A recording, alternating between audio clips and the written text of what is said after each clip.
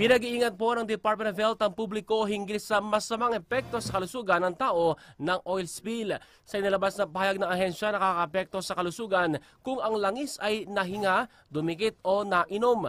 Binigyan din po, ito po yung nalanghap, dumikit o nainom.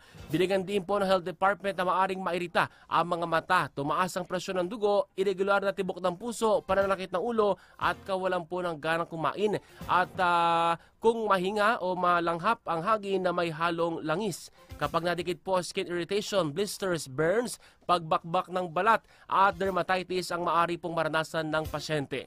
Pinakadelikado sa lahat kung mainom ng tubig na may langis na maaari makaranas ng pagsuka, pagdumi, pananakit ng tiyan, pag-ubo, pagkairita, kawalan ng malay, kumbulsyon, koma o humantong pa sa kamatayan. Payo rin po ng ahensya na ilayo rin ang mga bata sa dalampasigan.